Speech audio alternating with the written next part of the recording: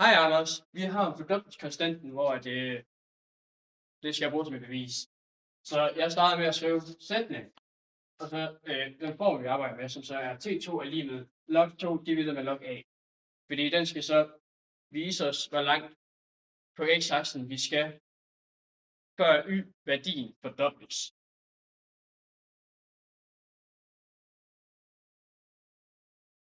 Ja, så vi tegner et bevis.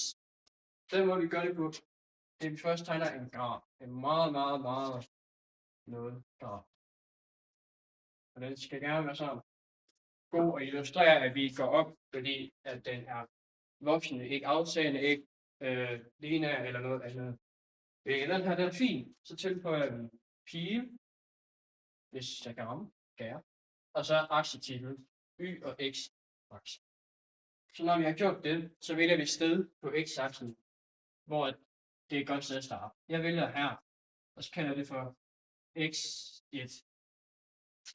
Det er det tal. Det er måske 2 tal, men det er det tal. Så når vi har gjort det, så vælger vi at gå op. Det gør med en striblet linje, hvor at den mødes med grafen. Og så når vi har gjort det, så stribler vi over mod y-aksen, hvor så skal vi så lige navngive det. Det kalder vi så for f af x1 slutparentes. Så når vi har gjort det, så vil vi gerne finde ud af, hvad det hedder, vores fordobling. Så det vi gør, det er, at vi tager bare vores f af x1 og ganger det med 2, fordi så ender vi en dobbelt mængde over. Det må jeg godt lide at gøre det, bare fordi jeg lidt anderledes. Det er så bare det gør sådan der. Så ender jeg heroppe, finder jeg er her. Så har jeg en streg der. Og den kalder vi så for 2f af x1. Så når jeg har det, så tripler vi tilbage til, hvor den mødes med grafen. Det er helt klart lige.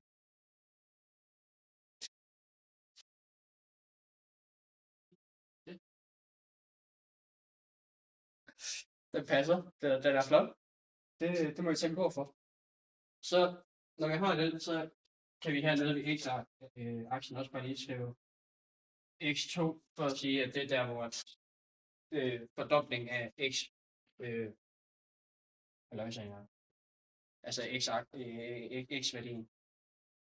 Så når vi har det, så mellemrum mellem x1 og x2, det er så vores t2-værdi.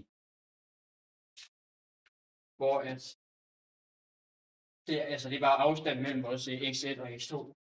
Der er også en anden måde så at finde ud af, eller en anden ting, man kan kalde x2, som egentlig bare er, nu skal jeg se, om jeg kan skrive. Det er vores x1 plus t2. Fordi at afstanden fra 0, 0, nu ser vi bare 0, fordi vi fokuserer mest på x-aksen her. Så fra 0 over mod vores x1, og så plus vores t2, så er vi hjemme ved vores x2-værdi.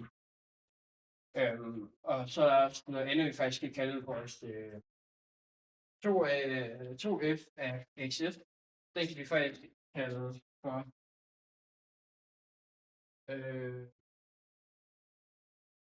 det er faktisk, ja, det er f af x1 plus t2. Det gør vi ved, at vi så tager de her to, vores fordoblede y-haløjser. Så skriver vi dem op, så skriver vi f af x1 plus t2 er lige med, fordi det er det samme, bare skrevet 2 forskellige måder. Så hedder det sådan der. Hvis vi kan se det, kan man se det sådan der. Ellers tyder meget stærkt, kan man se.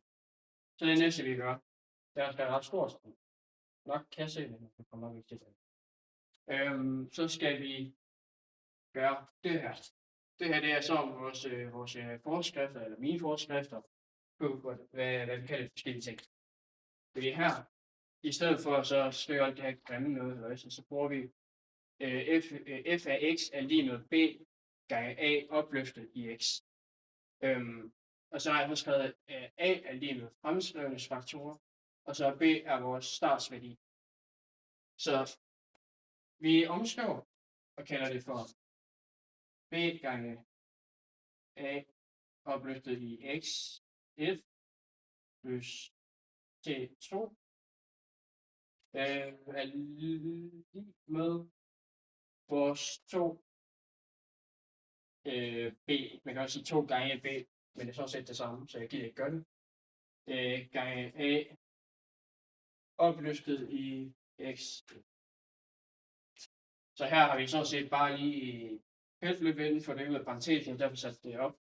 Og så har vi erstattet f'erne med værdier.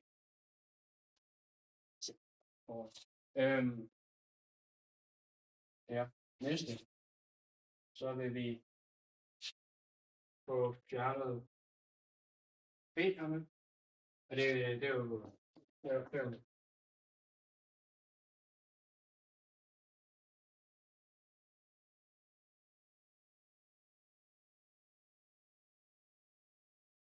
Vil du samle den op? Nej. Okay, men jeg er færdig, ikke? Ja, det er væk. Okay. Og så den næste, der... Og så synes jeg, du skal skrive den her.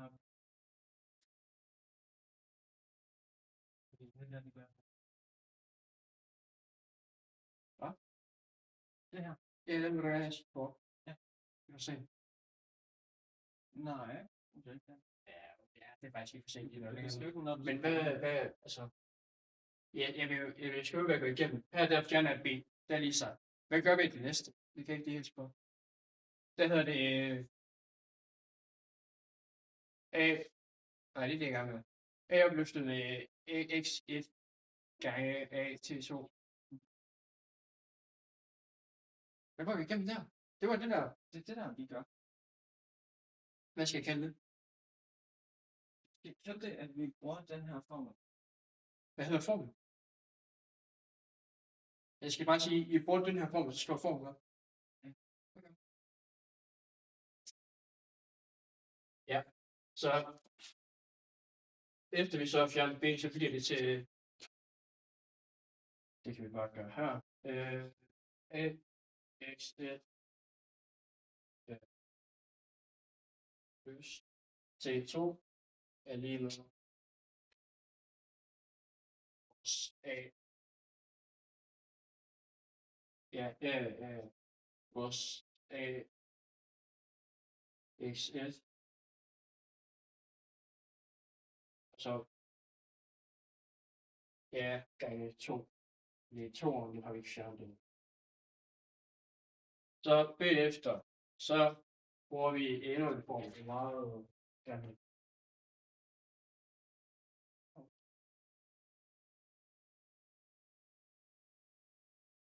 AB plus C er lige med AB gange AC. Så bruger vi den her form, der hedder AB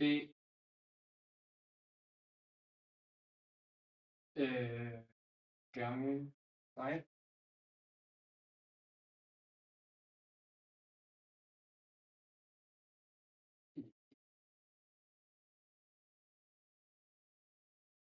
så bruger vi den her form, der hedder AB opløftet med B plus C er lige med AB gange AC.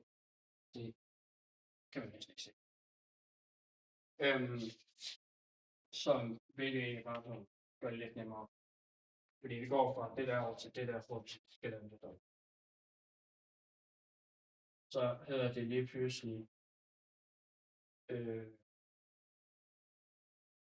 A x1 plus A t2 er lige med AX1 gange 2. Så det næste, vi skal, det er så at få isoleret vores T2-save, sådan set. Men nu hedder det så bare A-opløsning T2. Det vi gør, det er, at vi fjerner vores AX1 på begge sider. Så det ender med at hedde AT2 er lige med. Og så hedder det bare 2. Vi vil tjekke her. Ja, så skal vi igennem logaritmer. Det elsker jeg så meget. Og når vi har det, så hedder det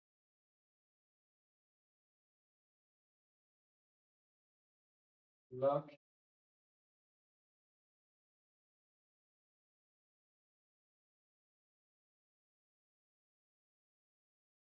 A T2 er lige med vores log 2. Fordi så får vi pillet lidt ned fra parentesen, så vores T2, så hedder det så så hedder det T2 gange log. Gangetegn så er det også lige meget, men det gør vi, så har jeg overblik. Log A er lige med, og så er det stadigvæk log 2 herovre. Og så når vi har det, så har vi basically bare det her, så bare det næste, vi skal op. Så her er det jo bare T2 er lige med log 2 divideret med log A. Badabam, og så mangler vi så selvfølgelig meget vigtige Q.E.T, fordi vi er færdige. Simsalabim.